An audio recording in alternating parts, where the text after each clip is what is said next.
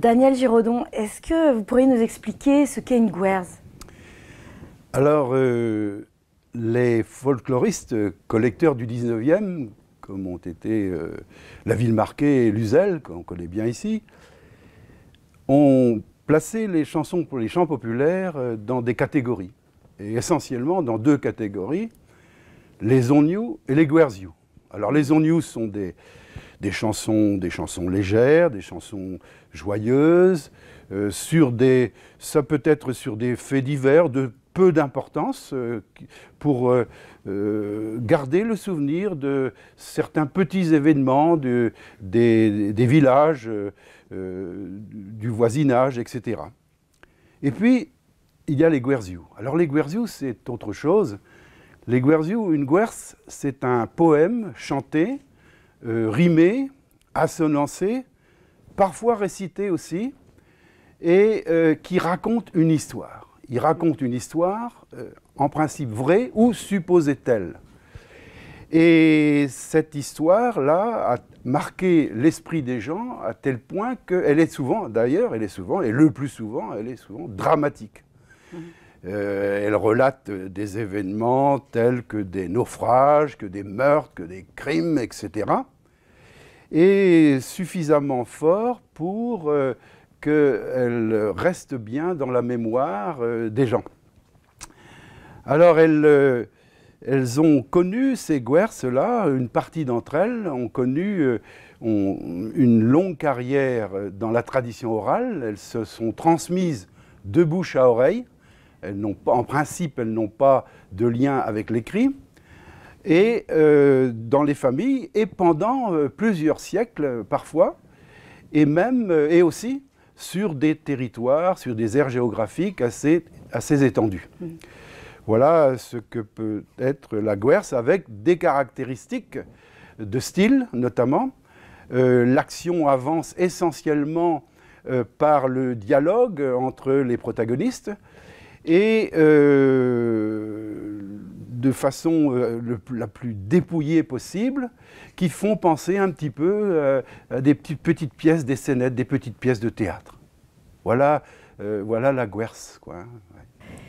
Les gwerzious sont inspirés de faits et d'histoires vraies, a priori. Comment avez-vous fait pour résoudre le problème de l'authenticité?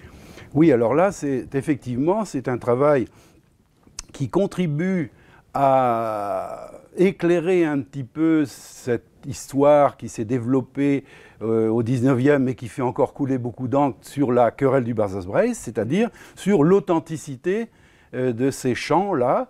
Et mon travail a consisté à prouver, à dater, à corriger, à montrer tous les mécanismes aussi de la tradition orale, pour vérifier, pour dire, eh bien voilà, telle ou telle chanson, telle ou telle gwerz est authentique parce que j'en ai retrouvé dans les archives. J'ai fait un travail à la fois de terrain d'abord, ça a été la première démarche de terrain, en allant chercher le plus de versions possibles. Ensuite, naturellement, j'ai consulté tout ce que mes prédécesseurs avaient fait, des gens comme Luzel, Ben Guern, ou des gens comme ça. Et en comparant ces différentes versions-là, je me suis efforcé de retrouver un petit peu, de retisser le fil de ces actions, de ces drames, de ces tragédies qui s'étaient déroulées, et en les croisant avec des documents officiels, alors cette fois-là, notamment les registres paroissiaux, qui sont très précieux pour ce genre de recherche, mais aussi dans d'autres archives, quand on a la chance de les trouver, notamment lors de procès qui ont pu être faits à la suite de telle ou telle tragédie. Donc mon travail a été un travail qui va de l'enquête de terrain, de collectes très anciennes qui remontent des collectes du 19e, des collectes jusqu'au 20e siècle, et de les croiser avec des documents également anciens de ces époques-là pour vérifier leur authenticité. Et la majorité sont des histoires vraies ou... Alors, donc, pour cela, eh bien, je conseille aux gens qui se posent ce genre de questions de lire mon livre, de lire mon livre, et comme ça, ils verront ce qui, justement, oui, celles que j'ai étudiées, naturellement, mon objectif, c'était de montrer leur authenticité. Mais c'est un travail qui n'est pas facile, évidemment, parce que on a beau collecter une Guerce, quand on sait qu'elle date de 200 ou 300 ans, il a disparu bien des choses, et ce qui manque le plus souvent, c'est la date de la composition, la date de la composition, ou surtout la date de l'événement. Parce qu'ensuite, la chanson va évoluer au fur et à mesure qu'elle va passer d'un transmetteur à l'autre, d'une version à une autre. C'est un outil qui va certainement être extrêmement utile à des étudiants intéressés par la tradition orale, bretonne en particulier. Oui. Et pour le grand public Alors donc, pour les étudiants, bon, on peut regretter malheureusement que peu d'étudiants travaillent sur ce domaine de la tradition orale. On espère que ça va susciter de nouvelles vocations, surtout dans le domaine de la chanson. Mais dans ces chansons-là, eh bien, il y a tout un travail qui peut se faire au niveau de la langue, au niveau des mécanismes de la tradition orale, et aussi une grande question qui se pose et sur laquelle on évolue un petit peu, c'est est-ce que les Guerziou peuvent servir de source pour l'histoire. Et je sais que les historiens n'aiment pas beaucoup cette idée-là qu'on puisse se servir de la tradition orale pour parler d'histoire, mais quand on fait ces recoupements avec des documents officiels, eh bien là, les choses changent. Et je crois qu'il y a des gens comme Alain Croix ou Nassier ont travaillé sur ce sujet-là et sont assez partisans d'aller dans ce sens-là. Mais, encore une fois, il faudrait plusieurs livres de ce type-là pour renforcer un peu cette théorie, cette thèse.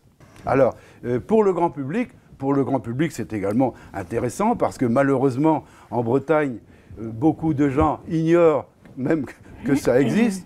Bon, heureusement, il y a de bons chanteurs comme Jan van Kemener, qu'on regrette tous, Dénes Prigent, Marthe Vassallo, des gens qui font connaître la Guerce, au moins en France. Hein. On les entend jamais, malheureusement, sur les ondes nationales. Si ça arrivait, il faudrait nous prévenir. Mais grâce à ça, en Bretagne, on va se rendre compte que la Bretagne, c'est ce que disait Joseph Lotte, la grande richesse, la richesse littéraire de la Bretagne, c'est sa collection importante, énorme, de chants populaires en langue bretonne. On n'a pas eu assez de collecteurs, on n'a pas assez collecté des chansons, mais il y a eu un gros travail effectué par Dastum notamment, et grâce à ça, on a pu se rendre compte que la Bretagne avait cette originalité des Guerziou et qu'elle représentait quelque chose pour notre histoire littéraire et populaire.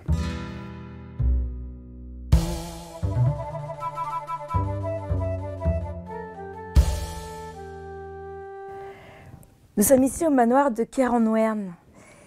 Et ce manoir est évoqué dans une des Guerces que vous traitez. Est-ce que vous pourriez nous raconter un peu cette histoire qui s'est passée dans ce manoir ou aux alentours? Oui, tout à fait. Et j'en profite pour remercier M. Lemat qui nous accueille ici dans son manoir.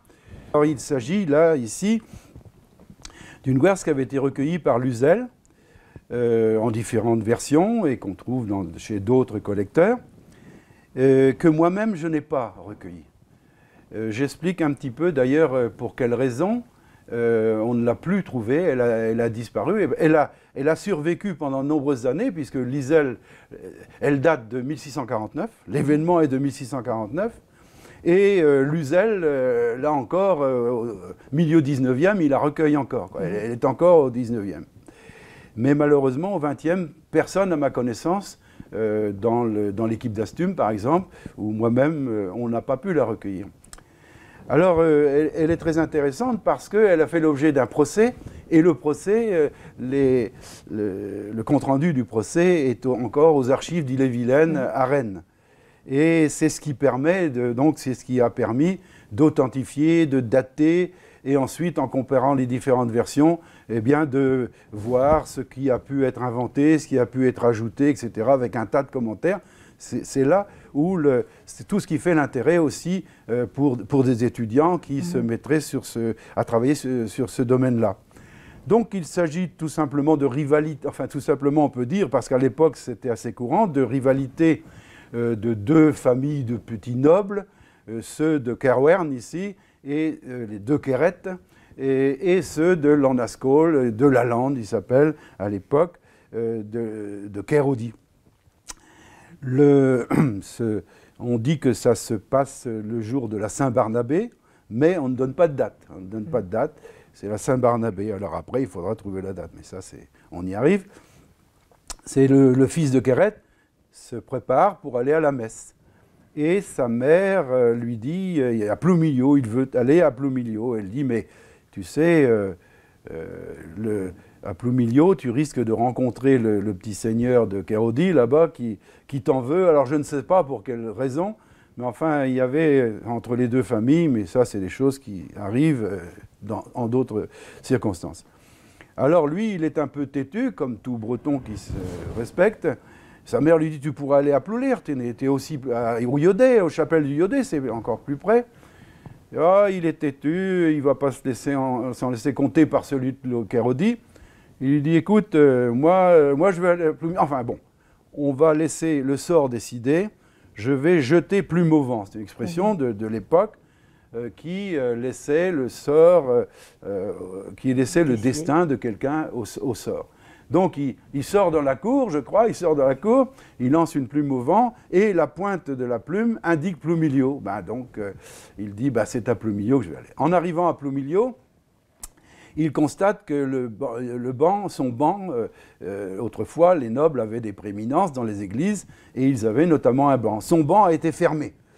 Et il se renseigne, il apprend que c'est le seigneur de Caerhody qui l'a fait fermer. Alors pour quelle raison, on n'en sait trop rien.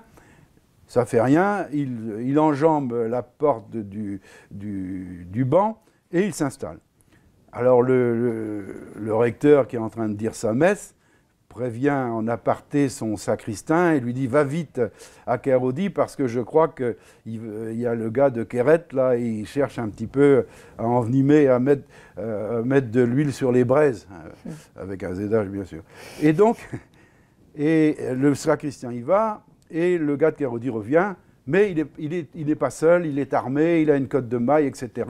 Il est prêt à se battre. Il entre dans l'église et il lui dit « Qu'est-ce que tu fais là ?» etc. Alors l'autre lui dit « Écoute donc, on est à la messe ici, on va régler ça tout à l'heure. »« Oui, je t'attends à la sortie, » qu'il a dit, et il sort. Au moment où celui de Caerwern sort de l'église, par une petite porte là, qui avait été fermée depuis, eh bien, il est attendu par celui de Caerhody et ses sbires, et il y a un duel à l'épée, et il est tué dans ce duel-là.